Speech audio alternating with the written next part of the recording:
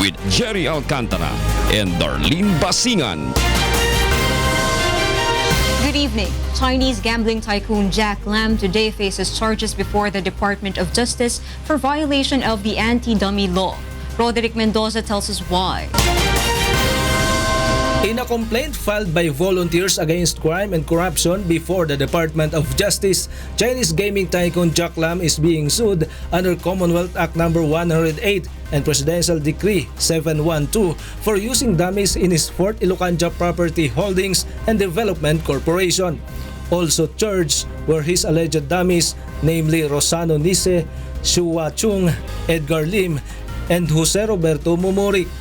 Foreigners, kukuha ng mga law firms, mga lawyers, at sila gagamitin na fronta. Under the anti-dummy law, a corporation must be controlled by Filipinos before it could be allowed to acquire or use real properties in the country. VACC, however, alleges that Jack Lam has control over Fort Ilocanja, which was used to acquire or lease real properties such as Fort Ilocanja Hotel and Resort, Paway Sports Complex, and Welex Industries, among others. Yung asset purchase agreement na binili yung Fort Ilocanja from the previous owners, si Mr. Jack Lam lang ang nakapirma. Ibig sabihin may control siya nung lahat ng yon sapagkat siya lang ang nakapirma. Justice Secretary Vitaliano Aguirre says Fort Ilocanja is among the establishments likely to be closed down following President Duterte's order to stop online gaming operations. With respect to the others who are complying with the regulations or PACO regulations, wala muna silang dapat ikabahala. The Chinese gaming tycoon has been dragged into a controversy following the alleged massive bribery of immigration officials for the release of around 1,400 Chinese illegal workers arrested in his Fontana Casino in Clark, Pampanga. Roderick Mendoza, UNTV News and Rescue, Manila. The Sandiganbayan stands firm that its power to issue dismissal or suspension orders to lawmakers is different. Monhok Son tells us why. Sandiganbayan Presiding Justice Amparo Kabutahe Tang explains the power of the Graft Court to dismiss and suspend members of the Congress. Iba yung suspension, preventive suspension dito sa court because it's not a penalty. It is something that emanates from the fact of this public officer being charged before the court. This is in response to Congress' claim that only the legislative body has the authority to impose dismissal and suspension to its members. But the Graft Court stands firm that its orders are mandatory. I don't believe that either House of Congress has the discretion to not to implement the suspension order. The presiding justice also points out that they have not encountered any issue when they impose the suspension order on Senators Juan Ponce Enrile, Jinggoy Estrada, and Bong Revilla. If you will notice in the past, nung panahon ng nila Senator Enrile, walang issue that cropped up there. As soon as the Office of the Senate President received our preventive suspension order, they just awaited the resolution of the senator's motion for reconsideration, and once it received the resolution denying the MR, it went smoothly. The Graft Court hopes that this will not be an issue anymore when they impose dismissal and suspension order against members of the Congress in the future. Monhok Son, UNTV News and Rescue, Sandiganbayan. Hiring of first aiders and safety and health officers will soon become mandatory in companies. Nel Maribuhok will tell us why. The lower house already approved on the third and final reading the House Bill number 64, or the strengthening of the Labor Department's occupational safety and health standards. According to one of the authors of the bill, PBA Party List Representative Gerry Condograles, one of the provisions of the proposed measures is mandating every company, even small-medium enterprises, to hire health and safety officers and personnel trained in first aid. Companies, even small and medium enterprises and even micro enterprises would have at least a designated and trained person who knows first aid and different kinds of occupational safety procedures depending sa kanilang industry, depending sa kanilang trabaho. The proposed bill was pushed in the lower house after the fire incident at Kentex Manufacturing Corporation in May 2015 that resulted in the death of 74 individuals.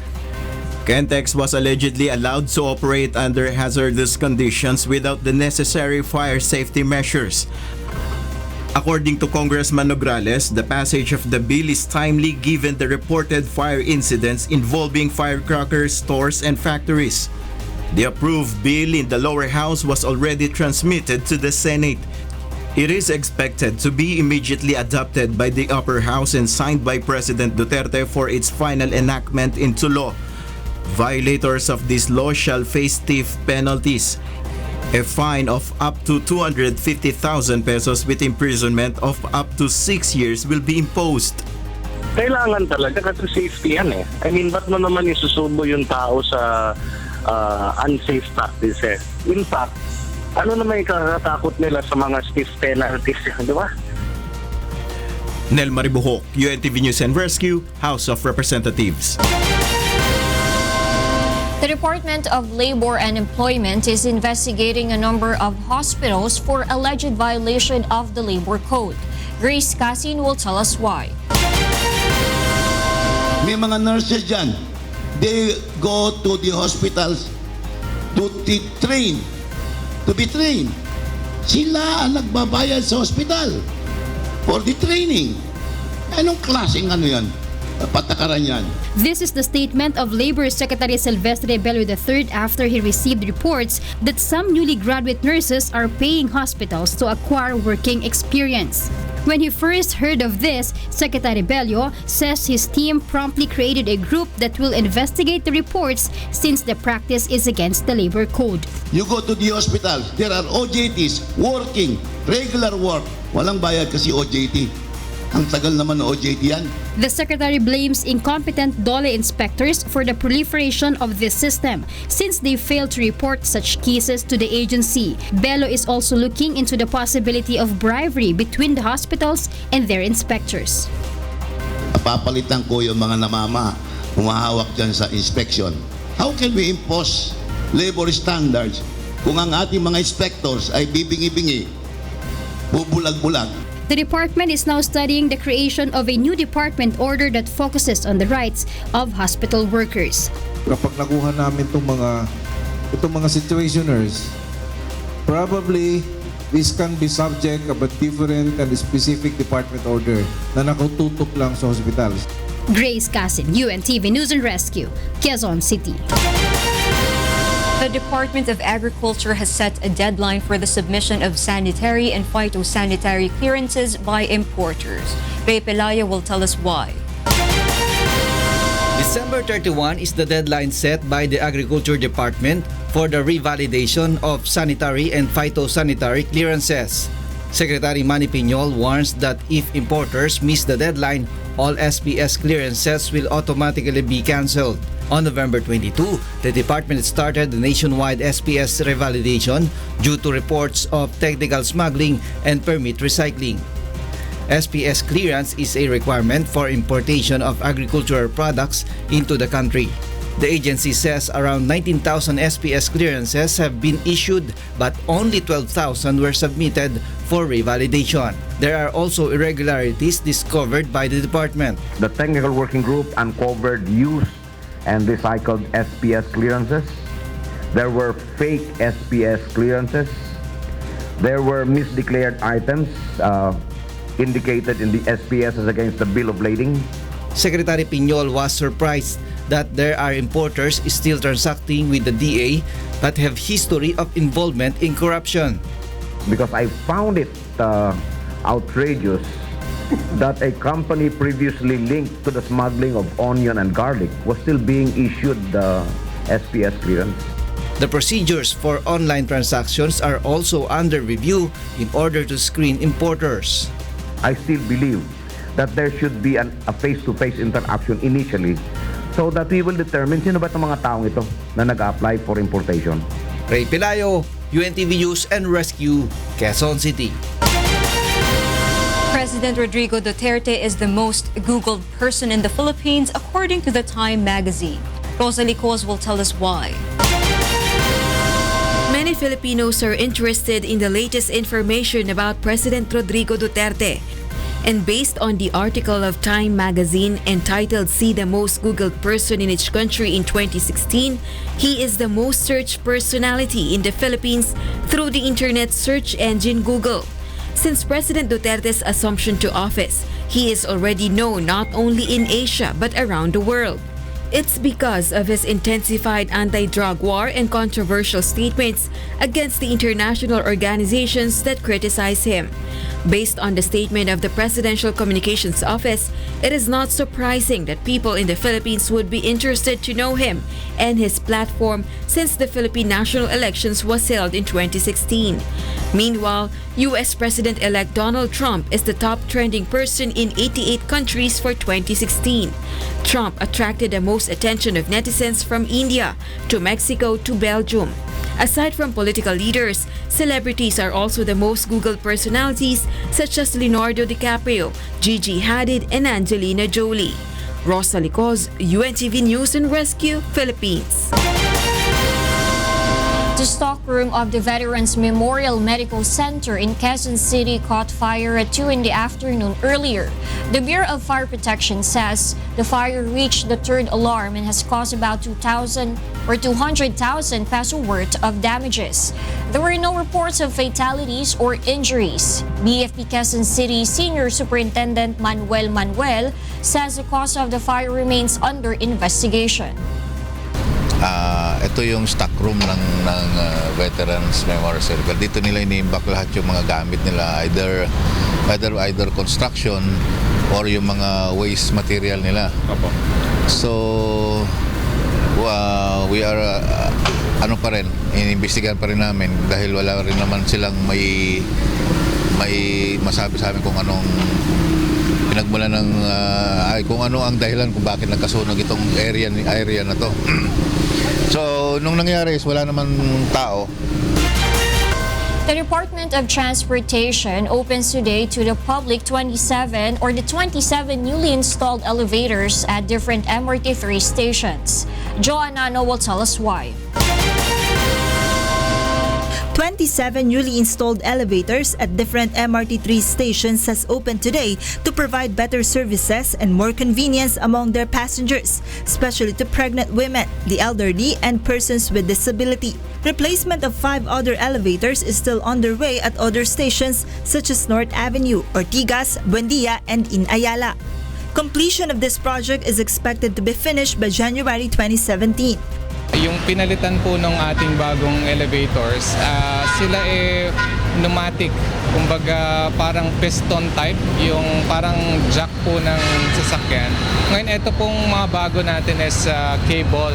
Ito po yung mga normal, regular elevators katulad ng sa mga buildings po. So mapapansin nyo, very smooth ang kanyang operation, hindi nyo mapapansin na hindi nag-shake. So maganda po. The target completion of this project was supposed to be in January 2017, but the management decided to open it today to address the influx of passengers during holiday rush. Apart from the elevators, MRT3 General Manager assures that they are also focusing on the development of other facilities such as escalators, proper ventilation, lighting, and train services. Currently, there are 29 escalators that are still working at different stations, while there are still 5 that are currently under repair and are expected to be finished by February 2017. And to accommodate the influx of passengers this holiday season, the MRT is also extending their operation beginning today until December 25. Na-expect po namin marami pong sasakay during off-peak. So parang i-extend po namin yung peak hour kasi po ang pagbukas ng mga mall, alam ko mga 10 a.m. and hanggang 11 p.m. po sila. So extend po namin yung peak hours namin. So ibig sabihin nun, mas maraming tren. Around 20 train sets are scheduled to be in operation during peak hours from 6 o'clock until 10 o'clock in the morning and will resume from 4 p.m. until 10 p.m. The last train will depart North Avenue Station at 10 o'clock p.m., while passengers from Taft Avenue have until 10:30 p.m. Joanna, UNTV News and Rescue, Quezon City. Luzon Expressway Management has opened 15 lanes in Balintawak Toll Plaza to hasten the payment of toll tickets. Among the exit points being monitored by the agency for the expected buildup of vehicles are Tarlac, Tipo, and Subic Toll Plaza. Meanwhile, NLEX management has added units of CCTV cameras to further monitor the traffic situation along the expressway. Pero na-increase na namin yung number ng mga 38 traffic CCTV cameras. Ngayon ay mayroon na tayong mga 78 na CCTVs para ma-monitor namin yung kahabaan ng NLEX. So maganda ito para sa aming monitoring ng traffic at pag-assist sa ating mga motorista dahil nakikita na namin kaagad kung ano na yung traffic situation doon. The agency does not offer free towing service, but in case of engine problems along NLEX, the public may call NLEX hotline number 0235,000. Next in Y News. The National Disaster Risk Reduction and Management Council is now on blue alert for severe tropical storm Nina. The Department of Health has recorded 6 firecracker-related injuries as of today in various regions across the country. Y News will be right back.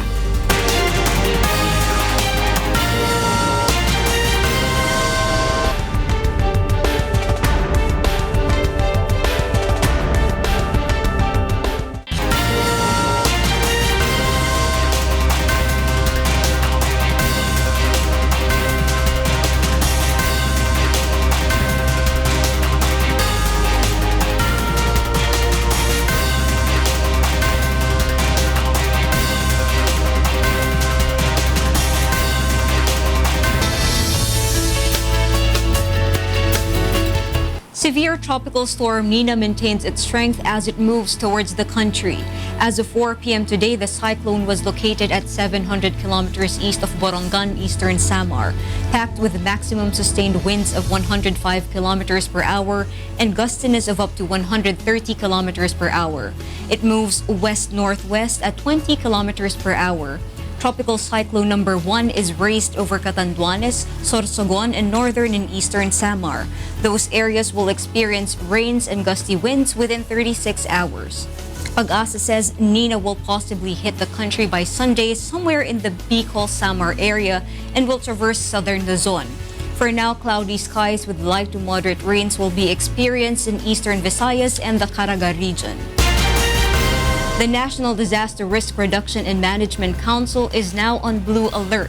Brian De Paz will tell us why. The National Council is closely monitoring updates on the weather system.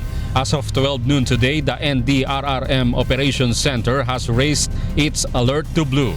All regional and local councils have been advised to take appropriate actions and initiate preemptive evacuation as necessary. Baka po festive mood tayo, masyado tayo nagse-celebrate, mainit pa sa inyong lugar. Expect po natin na tomorrow evening, lalo na po sa Kapaskuhan, mayroon po tayong inaasahan na masamang panahon. Kaya mag-ingat po tayo. The Department of Interior and Local Government directed all local government units to take precautionary measures as outlined in the Operation Listo protocols. DSWD assures the pre-positioning of necessary items and equipment for response, including the evacuation centers and quick response teams. DOH also raised Code White Alert status for the holiday season and prepared the necessary medical supplies. The public is advised to continuously monitor weather updates and coordinate with seaports, airlines, and bus companies if they have scheduled travels that will be canceled due to the typhoon. Yung ating mga relief supplies, yung ating mga non-food items. Inaasahan din natin na maaari sa mga ilan-ilan na probinsya magkakaroon ng pagtaas ng bilang ng tao dahil inasahan natin na itong para sa Kapaskuhan, may mga kababayan tayo na umuwi na sa kanilang mga probinsya. Communities near dams in Luzon are further advised to monitor warnings for water release due to the continuous rains. Brian De Paz, UNTV News and Rescue, Camp Aguinaldo. The Philippine Coast Guard or PCG has tightened security at the Manila Port area. The PCG also vows to strictly monitor weather updates this long holiday weekend. Aiko Miguel will tell us why. The Philippine Coast Guard or PCG is monitoring the movement of Tropical Storm Nina and the condition of ports across the country. The PCG personnel deployed to various regions are on full force in ensuring the safety of residents living near coastal areas. The PCG has also deployed special operations teams in regions that might be hit by Typhoon Nina. Meron po tayong sa ngayon mga 15 na nakaprepare na M35 trucks for this purpose. In fact, pinag-uutos na po natin na mauna na po yung 3 M35 truck doon sa Kadikulan at yung iba ay i-deploy po natin sa Batangas at dito sa Kamaynilaan. The Coast Guard is also strictly monitoring Pag-asa's possible issuance of storm signal warnings that would serve as a basis for their release of cancellation of trips at ports. As far as the domestic shipping lines are concerned, pag may storm signal number 1 which is official, ang ginagawa po namin, nagbibigay po kami ng advisory sa mga shipping at hindi talaga namin pinapayagan maglayag. The agency advises passengers to monitor weather advisories and news of trip cancellations to avoid being stranded. Meanwhile, the management of the Philippine Ports Authority assures to implement tighter security measures, particularly in the Manila Port area for the influx of passengers this long vacation. Hanggang sa kasalukuyan, naka-heightened alert pa rin tayo. Kasi yung mga incident na nangyari noon, hanggang ngayon, kino-cover pa namin. Tickets are already running out. Based on the data of PCG, about 200,000 passengers have already traveled even before Typhoon Nina makes landfall. The public is advised to take extra precaution and to avoid traveling if it is deemed unsafe. The public is also reminded to monitor the latest update on weather conditions. Aiko Miguel, UNTV News and Rescue, Philippine Coast Guard. The Manila International Airport Authority or MIAA is expecting the arrival of more passengers at the Ninoy Aquino International Airport or NAIA tonight and tomorrow. Joyce Balancio will tell us why. The Manila International Airport Authority or MIAA has tightened the security at the Ninoy Aquino International Airport following the arrival of more passengers in the terminals. MIAA General Manager Ed Monreal says they have stationed an additional 100 policemen to augment the existing airport security personnel. So naka-station ho yan, naka-deploy ho sa lahat ng paliparan natin. Iba ho dyan naka-plain clothes, iba naka-uniform para mapagpasdan at makita. At hindi ko kilala ng dating mga taga-airport ho yan, ibang mukha ho yan. Monreal is hoping there will be no more victims of salisigang or those who steal baggages in the airport after authorities have arrested some of its members recently.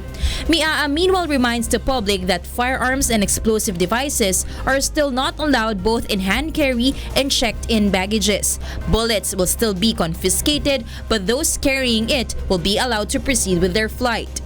It has been addressed since July 1. Although there's still people carrying a few numbers of bullets, ini-intercept na lang yun at dino-document. At the same time, passengers can leave on the same flight. Sharp objects and liquids, gels and aerosols, on the other hand, will only be allowed in checked-in baggages. Passengers are also advised to limit their hand carry bags to the allowable limit of 7 kilos. To avoid missing their flights, passengers should also arrive in the airport hours before their scheduled departure. In-anticipate kasi namin yung traffic. So, 9 p.m. pa yung flight namin eh. Saka nag-park and fly kami. Nisip namin baka mahirapan kami mag-park. So, maaga kami dumating dito. Meanwhile, MIAA is also looking into all possible scenarios this weekend due to a possible hit of Typhoon Nina. Monreal says they are meeting with all airlines and representatives from the Civil Aviation Authority of the Philippines or CAAP today. Pag-uusapan ho namin kung kailangan talagang isarado ang terminal at ang kailangan isarado dahil sa bagyo, gagawin ho namin yon at magkakaroon kami ng advisories as the situation worsen, if I hope it doesn't. Joyce Balancio, UNTV News and Rescue, Pasay City. A number of banks have announced that they will close operations in view of the holiday season and the declared special non-working holidays on December 26 and January 2. Banco de Oro says it will open selected branches during the holiday, but some of its mall and non-mall branches will have shortened banking hours on December 24, 30, and 31. For December 26 and January 2, only the branches in malls will be open until 4 p.m. Regular banking hours will be implemented from December 27 to 29. Meanwhile, BPI and BPI Family Savings Bank says banking hours will be extended up to 6 in the evening on weekdays and Saturdays in selected branches for customer transactions. Metro Bank and East West Bank both announced that a few branches will remain open on December 24, 26, 30, 31, and January 2. Meanwhile, Security Bank and PS Bank has announced that all of their branches will be closed on December 26.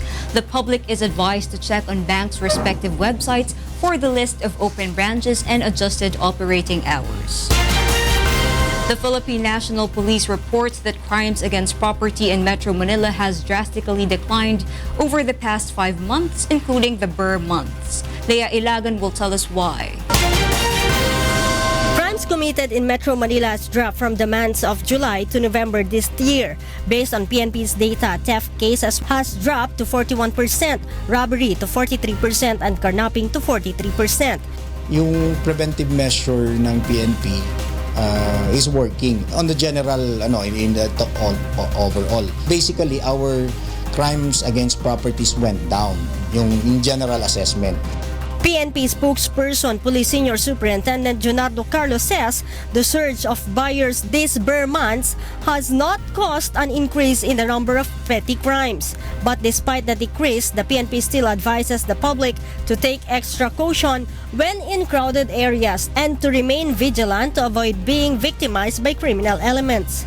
We keep our valuable closer to the body kasi kung normal tayo, nilalagay natin yung wallet sa likod ng ating bulsa, the bulsa at the back, or yung backpack nasa likod. At this time, ilagay natin yung wallet natin sa harapan. Yung backpack, keep it closer to the chest.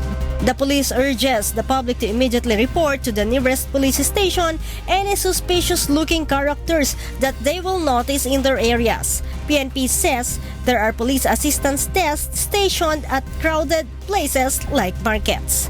Leah Ilagan, UNTV News and Rescue Camp, Krame. The Department of Health has reported 6 cases of firecracker-related injuries from various regions across the country. 3 are from the National Capital Region, 1 is from Region 6, and another is from Region 4A. DOH and the Philippine National Police remind the public anew to avoid using prohibited firecrackers. Meanwhile, the Health Department assures that all 70 DOH-accredited hospitals across the country are prepared for the possible cases of firecracker-related injuries this year. The public is also advised to just go to firecracker zones designated by LGUs for fireworks display to avoid accidents. Coming up, Aleppo residents celebrate their liberation after 4 years of militant captivity. And UNTV Cup Seasons 1 and 3 champion Judiciary matches gives out to community scholars in Manila. More from Y News after this break.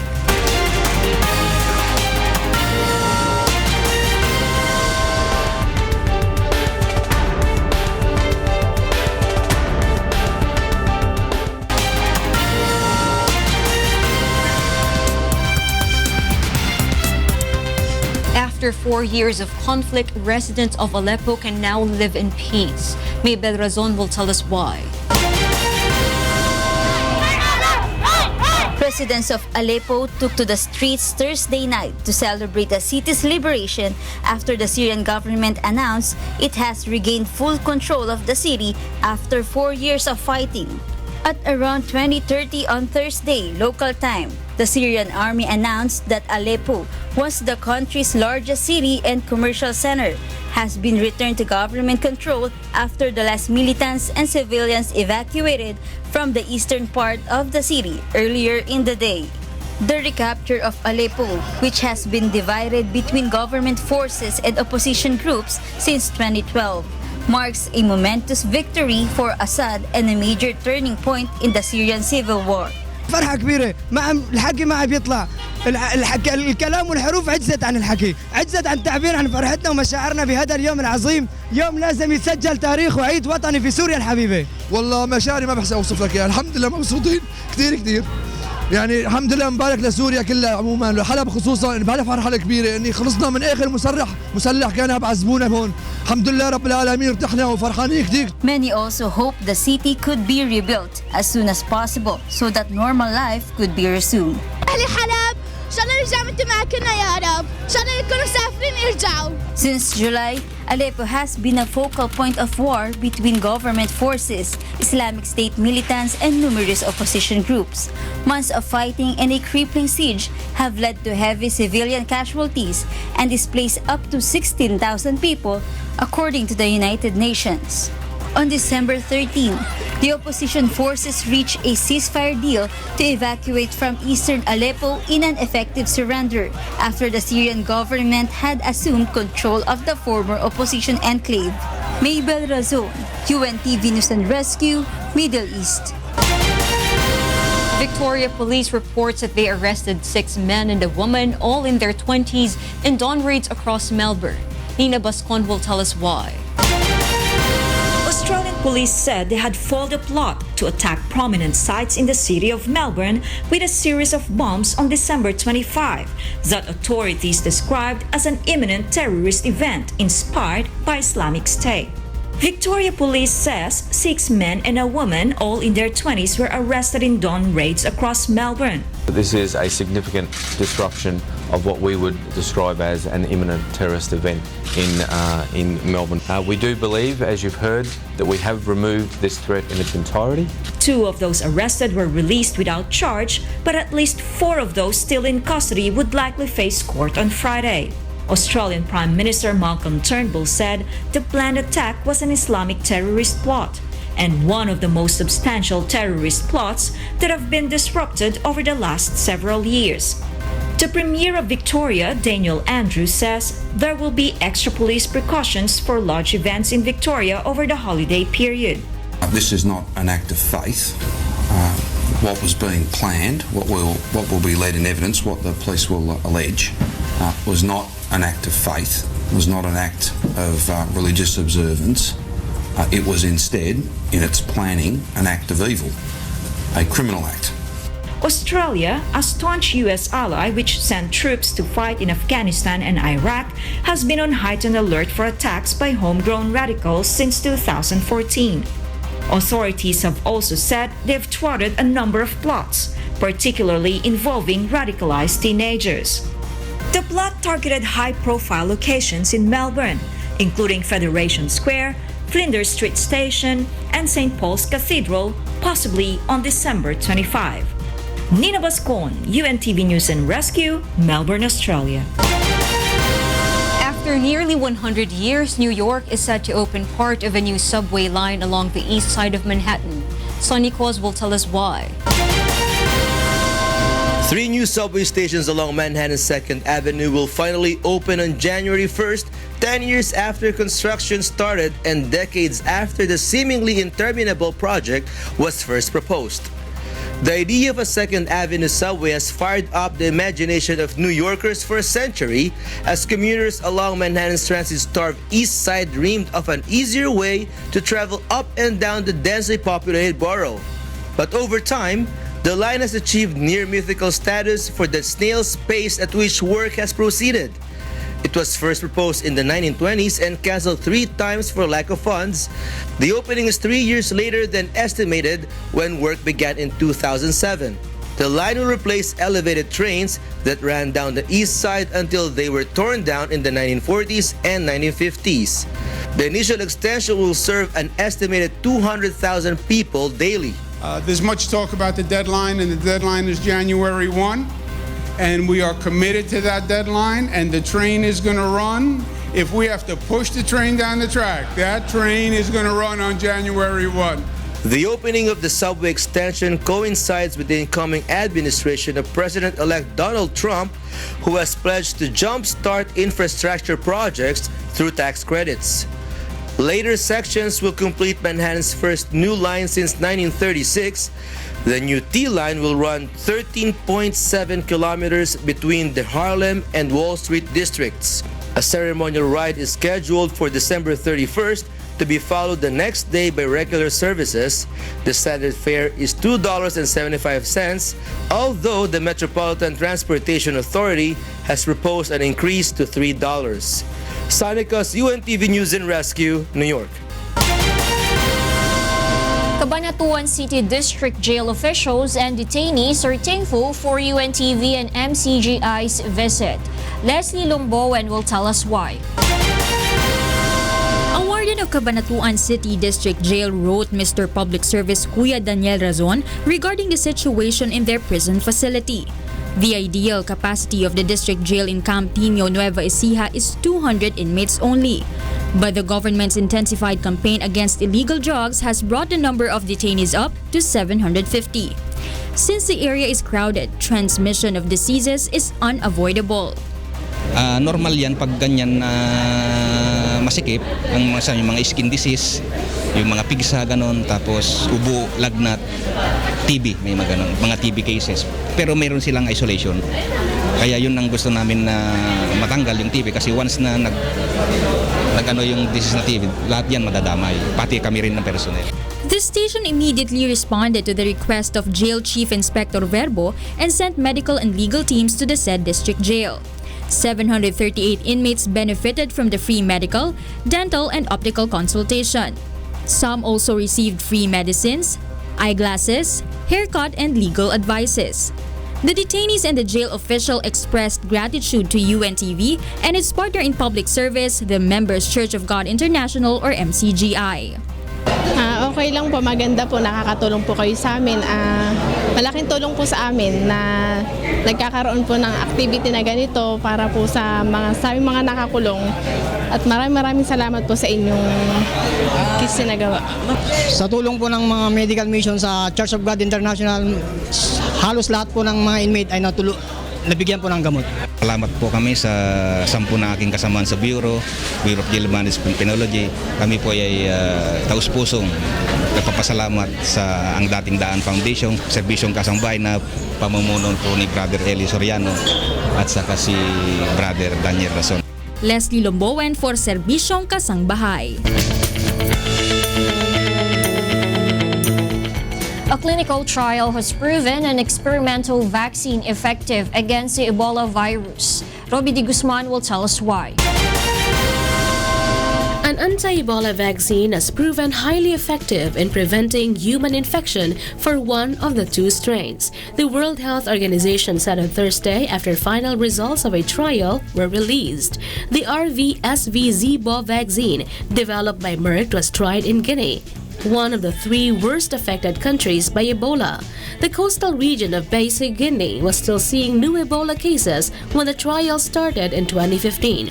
Among the 5,837 people who received it, no Ebola cases were recorded 10 days or more after vaccination. In comparison, there were 23 cases or more among those who did not receive the vaccine during the trial period. It was the first vaccine for which efficacy against the Zaire strain has been shown. What we have shown is that in the vaccinated people we have had 0 case of Ebola, while at the same time we have had 23 cases in the people who were not vaccinated with Ebola. So you compare 0 to 23 and you can calculate that you have a vaccine which has shown 100% efficacy.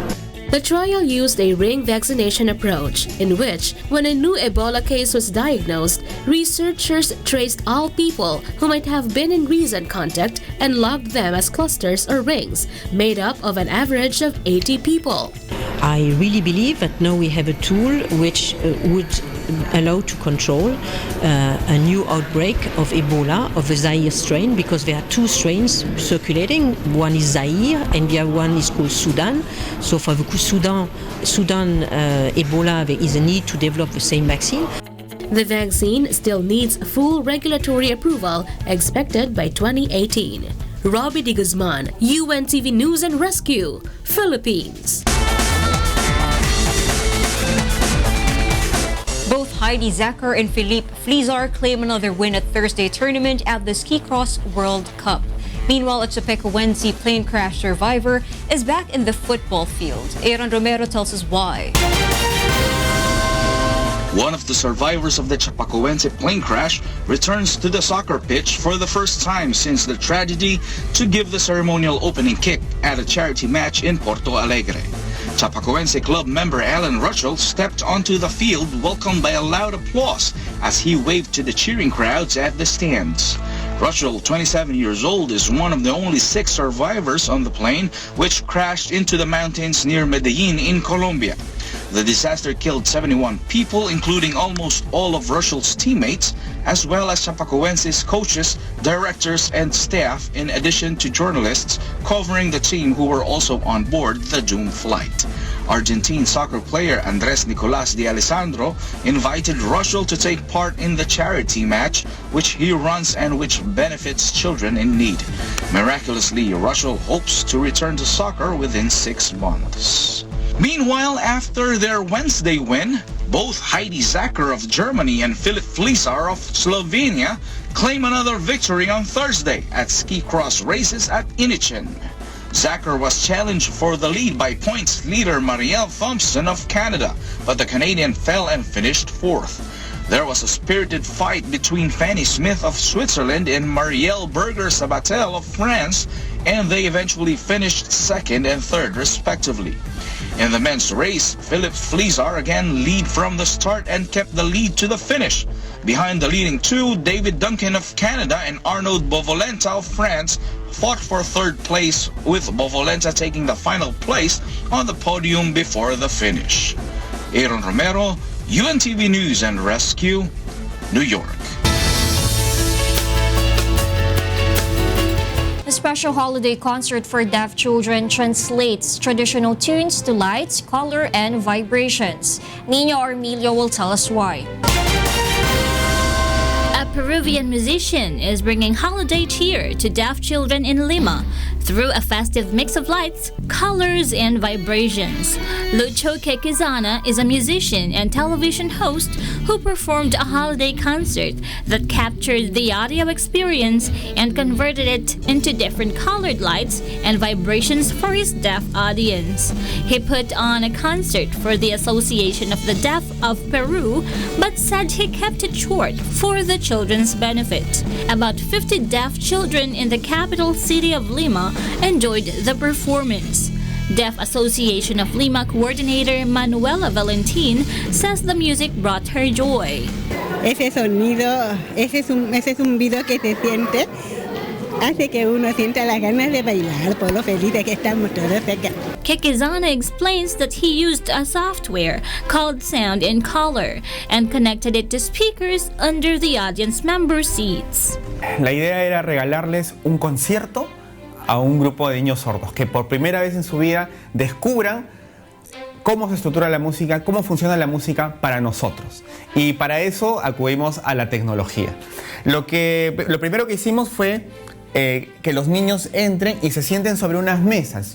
Pusimos unas mesas y debajo de las mesas unos parlantes para que ellos puedan sentir las vibraciones. Esas vibraciones pasaban también por una computadora, las cuales emitían impulsos de luz, para que ellos conecten la vibración que están escuchando con la luz, y al mismo tiempo en unas pantallas se reproducían colores. Todo este lenguaje que para nosotros es tan natural, para ellos había que decodificarlo de una manera tan sencilla que ellos puedan entenderla y por primera vez en su vida escuchar la canción de la Navidad. Quequezana, a self-taught musician and composer, has performed internationally, being nominated for a Latin Grammy and won Peru's National Culture Award.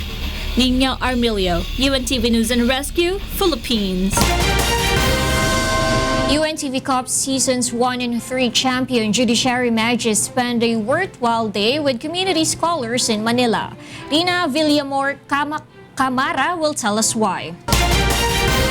UNTV Cup Seasons 1 and 3 champions Judiciary Magis conducted a mini basketball basketball camp for the community scholars of Father Luis Amigo Friendship Homes here in Malate, Manila.